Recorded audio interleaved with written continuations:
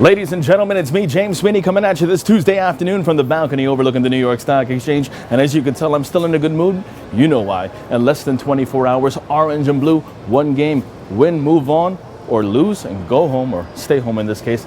Either way, we'll talk about that later because you know what time it is. It's nearly 4 o'clock. The markets are about to close. It may be cold outside, but it's warming up right here. It's time for happy hour in the Big Apple.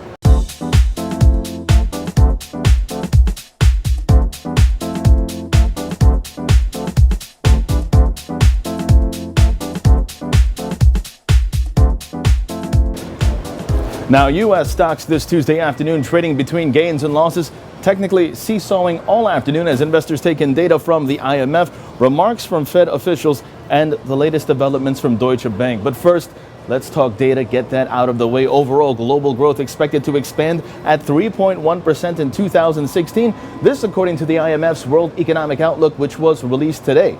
That is unchanged from the July forecast. Numbers not bad. However, advanced economies, which do include the United States, will slow this year to 1.6%. That compares with 2.1% last year and the July IMF forecast of 1.8%.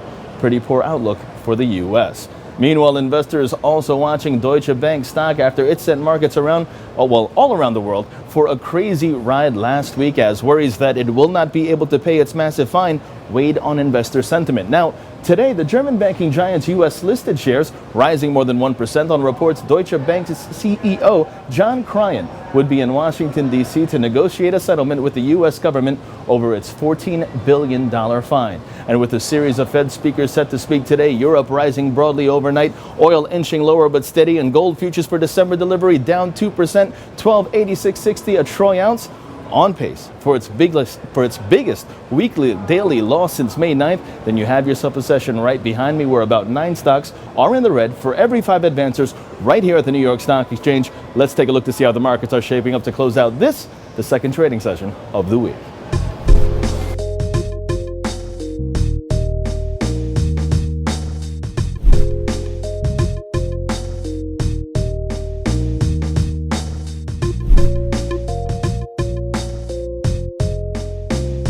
And rather than talk about corporations, not that much to discuss with earnings season still coming up. One more day to go. You know what that means. Let's go Mets. Thor against Bumgarner. I've got the chills just thinking about it, especially knowing that I'm going to be there at 8 o'clock p.m. Eastern at Citi Field in my hometown of Flushing, Queens. Again, let's go Mets. The countdown begins. From out on Wall Street saying I'll see you guys all tomorrow. You think I'm excited now? Wait till tomorrow. I'm James Sweeney.